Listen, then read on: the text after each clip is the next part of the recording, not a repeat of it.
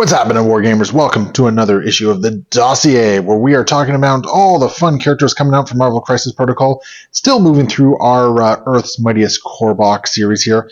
Unfortunately, I am on my own for the next couple ones here, but we will get some guests in as soon as we can. Today, we are going to be talking about the Black Widow, Natasha Romanoff, and I'm excited about this one mostly because I think she is one of my favorite models in the core box, the Earth's Mightiest core box. I just think this pose is just so great.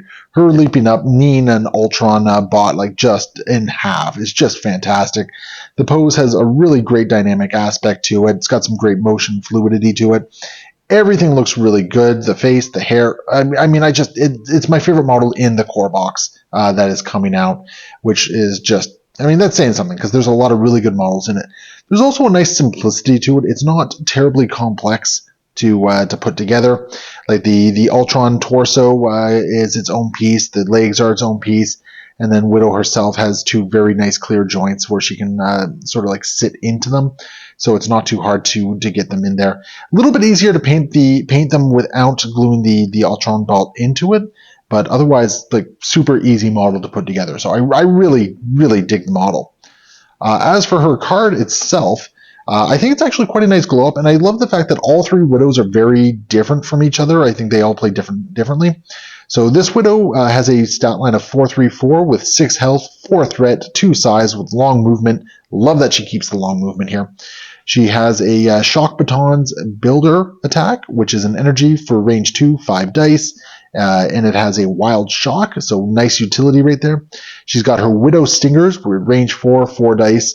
It is a gainer for 1 power with a wild stun, so again, really nice suite of attacks right off the hop with it. She's got Deadly Origins, which is her spender, range 2, 7 dice for 4 power. She advances medium after the attack is resolved, and she has a wild hit finisher, where if she gets the trigger, she can make a Shock Batons attack, and as part of it, she can reroll any number of dice during the attack, including skull results. That actually makes her disturbingly consistent with her attacks. We've gotten her on the table a couple times, and she's just been a presence each and every single time, which is really cool. Onto her superpowers, we have a reactive power for 2, which is calculated risk when defending against physical or mystic. Now, that one's an interesting one, because usually it's physical or energy, but I got the mystic in this one. She can actually reroll any number of her defense dice, including skull results, for 2 power. That is so good. The amount of times I've been on the other end of that one, and just having to try and chew through that one, it makes her a lot more defensive than she would otherwise look with the stat line. It makes her very tough to take down, especially when you consider some of her other abilities. She also has an innate power. All that matters is the mission. Basically, this is what the shield grunts have. When she would drop an objective token, the controlling player gets to choose where it goes. Very powerful ability in this game. I can't understate that one enough. And then she has Martial Artist. We've seen this before against physical or energy attacks within range 2. She gets to add blanks to this. When you pair that with calculated risk against physical attacks, it's very hard to do damage to her. Like it is extremely frustrating to kind of chew through it, but it is what it is. And then of course she has Stealth, which is just you need to be within range 3 to target her with attacks. All in all, it's a very good kit. It paints a different picture of Widow. Like the original core box Widow really just kind of comes down to a 2-threat objective runner. Her attacks really aren't anything special to write home about. Like she can possibly stagger if she does damage on her spender attack, but she's not often getting that opportunity, and she's not really rolling enough dice to get that damage through consistently. She's got a counterattack, she's got stealth, she's got martial arts. So for a 2-threat, she's tricky to take down, but she's not impossible to take down.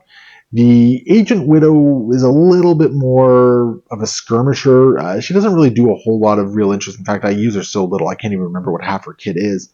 But this Widow itself, like the 4-point Black Widow, she is just an excellent addition to the game. She's an excellent addition to any of the teams that you want to throw her on. I actually really, really like her. She's got some really good utility. The fact that she can hand out both shock and stun relatively easily, and even like stun at range 4 before damage is dealt, is actually kind of a big deal as well.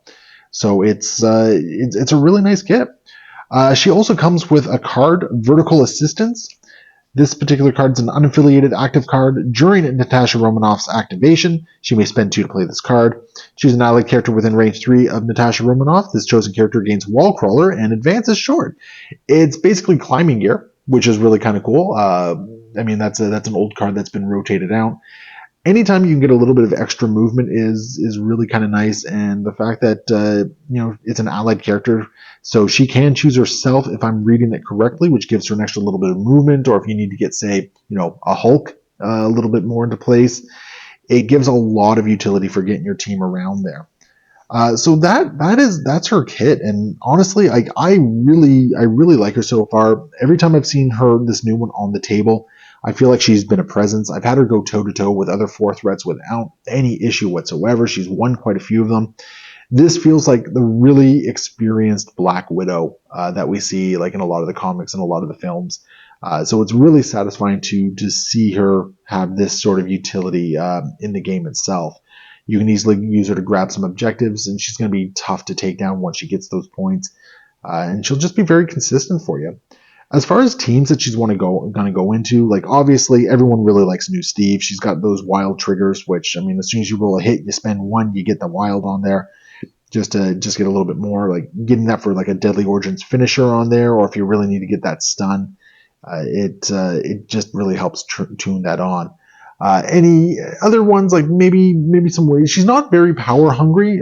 So like things like Cabal, or what other leaderships are there? Any leadership that gives her power, she maybe doesn't care too much about it because she's not really spending a whole lot of power. Anything where you can really take advantage of her movement, I think she'll like Sam Spam quite nicely. She'll be one of the more expensive models in it, but getting that extra little bit of movement's always really going to be nice. Anytime she gets any rerolls, like just anything to kind of like really build into that consistency, I think she's really going to enjoy. So I really look forward to getting her into more tables. I really want to see what the rest of her affiliations look like, because at this point in time, as of filming, we don't actually know what all the affiliations are for the Earth's Mightiest core box. So we're kind of winging it as we go along here. But I do see a lot of synergy with a number of different things. I wouldn't mind trying her out in Shield. I wouldn't mind trying her out in Baku leadership for Black Panther as well. I think she has some fun there. It'll be interesting to see if she makes it into some other affiliations like A-Force or something like that, because I think she has some ability to really help kind of control the flow of the game with that one. But that is the Black Widow, Natasha Romanoff. She is coming with the Earth's Mightiest core box, a very exciting addition to the game, very exciting new version of the Black Widow, and I think everyone should be excited to try and get her on the table. That is it for this episode of the Dossier. If you guys enjoyed it, leave your comments below, who you're excited for, all that sort of great stuff. And if you're looking to support the channel, hit up patreon.com/AegisBrandStudios. We'll see you next time. Happy wargaming.